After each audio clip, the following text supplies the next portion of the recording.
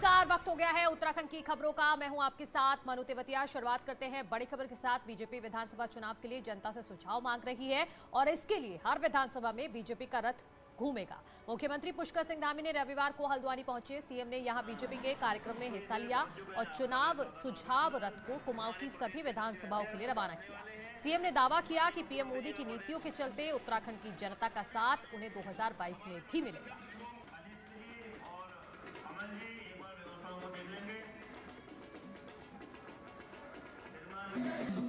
भारत जगत गुरु होगा, भारत पूरी दुनिया को दिशा देने का काम करेगा। ऐसे भारत का निर्माण आज नरेंद्र मोदी जी के नेतृत्व में हो रहा है। उत्तराखंड के अंदर बहुत सारी योजनाएं, 1 लाख करोड़ से भी ज्यादा योजनाओं की यहाँ पर उन्होंने जो है आज तक यहाँ पर स्वीकृति हमको प्राप्त हो चुकी है। रुद्रपुर के बंगाली बाहुल्य क्षेत्र ट्रांजिट कैंप में सामूहिक विवाह कार्यक्रम में सीएम धामी शामिल हुए। उन्होंने 24 गरीब जोड़ों को आशीर्वाद दिया और उन्हें खुशहाल दाम्पत्य जीवन की कामना की। इस दौरान उन्होंने कांग्रेस महासचिव प्रियंका गांधी का बिना नाम लिए निशाना साधते हुए कहा कि देश सीडीएस और सैनिकों की हेलीकॉप्टर क्रैश में हुई मृत्यु पर शोकाकुल था और कांग्रेस के नेता गोवा में जश्न मना रही थी। ऐसी राजनीति शर्मनाक है और इस राजनीति पर धिक्कार है। कपट हुआ हुआ है और कांग्रेस पार्टी की नेता गोवा में जाकर अपना चुनाव कैंपेन लॉन्च करती है। शर्म आनी चाहिए ऐसे राजनीतिक दल और ऐसे नेताओं को। जहां एक तरफ जो है पूरा देश गमगीन है, अरे आप रहते यहाँ हो, खाते यहाँ हो, आपका शरीर यहाँ है, लेकिन आपका मन इस देश में नहीं है, आपका दिल कहीं और बसा हुआ है। बीजेपी के प्रचार को लेकर हरक सिंह रावत ने कहा है कि पार्टी उन्हें फ्री हैंड कर चुनाव प्रचार में लगाए, इससे पार्टी को फायदा होगा और बीजेपी को 70% सीटें जिताकर दूंगा। हरक ने बताया कि इसे लेकर उन्होंने छोटे से बड़े नेताओं से आग्रह किया है। वहीं कोटद्वार से चुनाव लड़ने पर कहा कि अगर वो वहां से चुनाव लड़ना पड़ा तो मैं पहले से भी ज्यादा वोटों से जीत कर आऊंगा। मुझे घमंड नहीं है अपने ऊपर, लेकिन मुझे आप कहीं भी आप जिम्मेदारी देंगे, मैं कोशिश करूंगा उस जिम्मेदारी पे खरा उतरने की। और मैंने कहा अगर आप मुझे 10 सीट दे दो तो मैं ये तो नहीं कह रहा हूं मैं 110 सीटें जितवा दूंगा, या 20 सीटें दे दो, मैं ये तो नहीं कहूंगा कि मैं 120 सीटें जितवा दूंगा, लेकिन इस बात की गारंटी 70% सीटें जितवाने में कामयाब रहूंगा। विशेषाधिकार हनन के मामले में शनिवार को सदन में सरकार की किरकिरी कराने वाली पार्टी विधायकों के खिलाफ अब पार्टी के भीतर से ही कार्रवाई की मांग उठने लगी है। बीजेपी विधायक खजान दास का कहना है कि हालांकि ये विधायकों का अपना अधिकार है, फिर भी विधायकों को चाहिए था कि वो पहले विधानमंडल दल की मीटिंग में अपनी परेशानी रखते। उन्होंने पार्टी से संबंधित विधायकों के खिलाफ एक्शन लेने की मांग की। उनका विधायक का एक अपना का स्वयं का अधिकार भी होता है। कुल मिलाकर के उन्होंने जो अपनी बात को पूर्व में रखा था उस बात में कोई निर्णय नहीं हो पाया, इसलिए थोड़ा सा वो भाववेश में आकर के उन्होंने बोला है। हम अपनी बात को अगर कोई कहते हैं तो हम विधानमंडल दल की बैठक होती है, बाकायदा वहां पर अपनी बात को कह सकते हैं।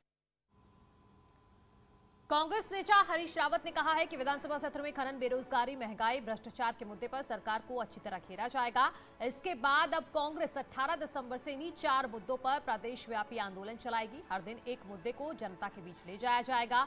हरीश रावत ने यह भी कहा कि वर्तमान सरकार कर्मचारियों से संवाद करने में विफल रही है। खनन के मुद्दे पर,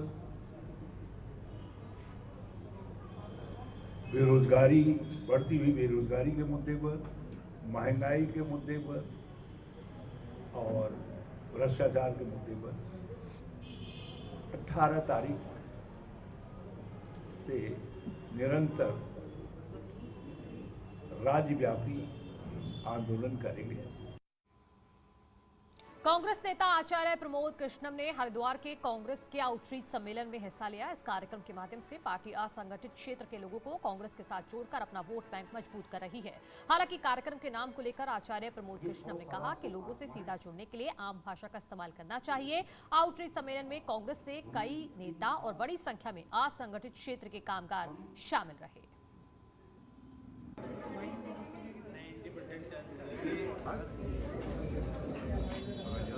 आउटरीच कमेटी के तमाम साथी बहुत अच्छा काम कर रहे हैं। मेरा कहने का तात्पर्य महत्व इतना है कि देश के कोने कोने तक कांग्रेस की विचारधारा को ले जाने के लिए, भारतीय जनता पार्टी के गलत कामों का पर्दाफाश करने के लिए हमें और साधारण बोलचाल की भाषा का इस्तेमाल करना चाहिए। प्रधानमंत्री नरेंद्र मोदी सोमवार को जब काशी विश्वनाथ कॉरिडोर का लोकार्पण कर रहे होंगे तो उत्तराखंड के 252 मंदिरों में भी लोग इसका सीधा प्रसारण देख रहे होंगे। चुनाव के मद्देनजर बीजेपी ने उत्तराखंड में पीएम के इस कार्यक्रम को मेगा इवेंट के तौर पर आयोजित किया है। प्रदेश की 70 विधानसभा में बीजेपी द्वारा बनाए गए 252 मंडलों में कार्यक्रम होगा, यानी कि 252 मंदिरों में बीजेपी एलईडी स्क्रीन लगाकर लोगों को कार्यक्रम दिखाएगी। बीजेपी ने अपने सभी विधायकों, कार्यकर्ताओं को कार्यक्रम में मौजूद रहने के निर्देश दिए हैं। कार्यक्रम में साधु संतों को भी आमंत्रित किया गया है।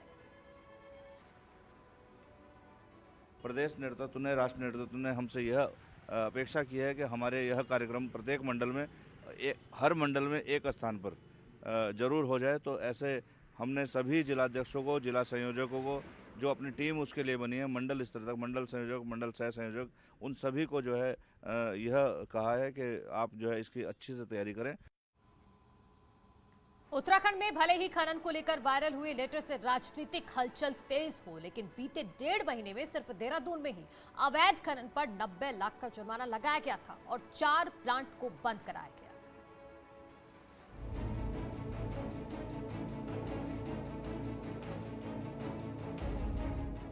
अवैध खनन का कारोबार प्रदेश में खूब फल फूल रहा है।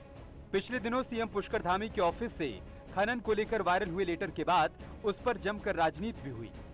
वहीं न्यूज 18 की टीम ने जब देहरादून में अवैध खनन को लेकर हुई कार्रवाई की पड़ताल की तो पता चला कि अवैध खनन की कुल 233 गाड़ियां चेक की गईं, 30 के चालान काटे गए और 92 लाख रुपए का जुर्माना वसूल किया गया। वहीं 13 गाड़ियां सीज हुई और 4 अवैध प्लांट बंद किए गए, जबकि 6000 टन का अवैध खनन भी जब्त किया गया। प्रशासन की टीम जो है लगातार कार्रवाई कर रही है। प्रशासन और खान अधिकारी लगातार मौके पे हैं। दिन रात जो है व्हीकल्स जो अवैध खनन कर रहे हैं उन पर इनकी चेकिंग की जा रही है और ये अभियान जो है जारी रहेगा। वहीं अधिकारियों की इस कार्रवाई को विपक्ष मुद्दा बना रहा है। कांग्रेस का कहना है चुनाव से पहले ये पैसों का खेल चल रहा है और सिर्फ दिखाने की कार्रवाई है। प्रेस के बाद चीफ सेक्रेटरी ने एक लेटर लिखा सभी अधिकारियों को कि खनन की ऐसी शिकायतें आ रही और आप लोग अपने स्तर से तो ये सब अपने खाल बचाने की वो है। और ऐसे दूसरे अधिकारी भी लिख देंगे कि भाई आपने नीचे के अधिकारी को लिख देंगे कि कुछ गलत नहीं होना चाहिए। चुनावी साल में इस तरह के मुद्दे तो भुनाए ही जाएंगे, लेकिन अगर अवैध खनन पर इस तरह की कार्रवाई पहले से की जाती होती तो शायद इस कारोबार पर अब तक लगाम लग चुकी होती। न्यूज 18 के लिए देहरादून से भारती सकलानी की रिपोर्ट। अवैध खनन के खिलाफ उधम सिंह नगर जिला प्रशासन एक्शन में है। बाजपुर में डीएम और एसएसपी की ओर से स्टोन क्रशर्स में हुई छापेमारी के बाद खनन कारोबारियों में हड़कंप मचा हुआ है। शनिवार की देर रात हुई छापेमारी के बाद रविवार को खनन विभाग की टीम ने क्रशर्स में मौजूद खनिज की नपाई की, जिसके बाद अनियमितता मिलने पर एक स्टोन क्रशर पर 17 लाख जबकि दूसरे पर 8 लाख से ज्यादा का जुर्माना लगाया गया। वहीं डीएम ने कहा कि अवैध खनन पर कड़ी कार्रवाई की जाएगी।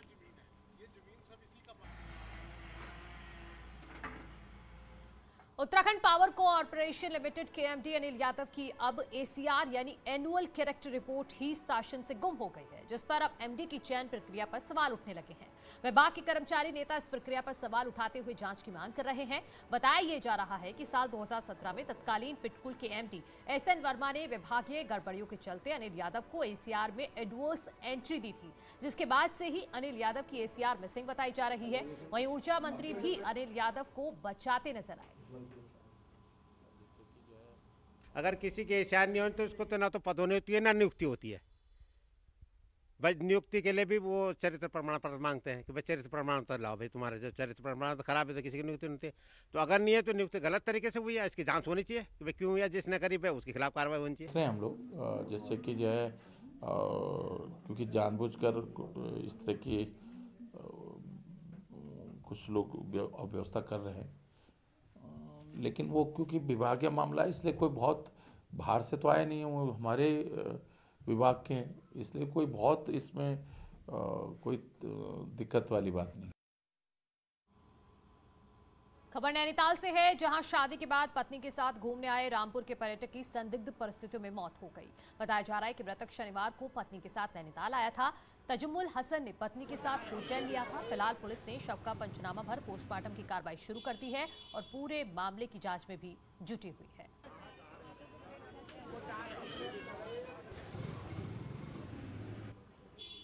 कल पति पत्नी दोनों घूमने के लिए जनपद रामपुर से यहाँ नैनीताल आए हुए थे।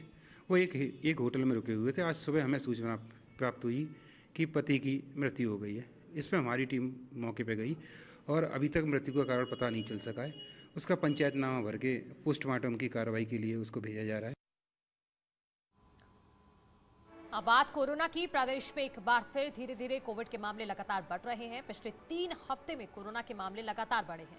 वहीं नई वेरिएंट ओमिक्रॉन के खतरे को देखते हुए प्रशासन भी अलर्ट मोड पर आ गया है। प्रशासन ने एयरपोर्ट पर पहुंचने वाले यात्रियों को कोविड की केवल RT-PCR नेगेटिव रिपोर्ट लाने पर ही जिले में एंट्री देने की बात कही है। इसके अलावा जिले के बॉर्डर और ट्रेन से पहुंचने वाले लोगों की रैंडम सैंपलिंग की जा रही है।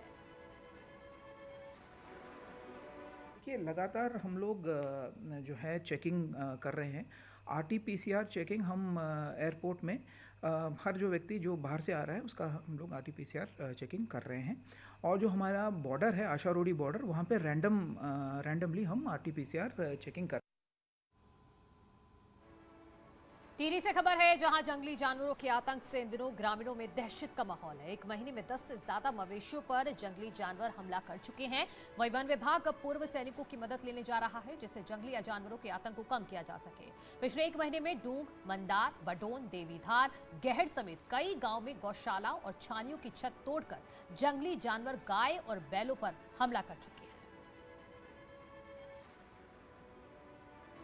हैं। भारी दहशत का माहौल बना हुआ है और पता लगा कि वहाँ पर कोई रात को जंगली जानवर आ रहा है और जंगली जानवर जैसे छानियाँ बनी है वहाँ पर उनकी छत तोड़ करके अंदर घुस रहा है और जैसे बैल वगैरह, गाय वगैरह है।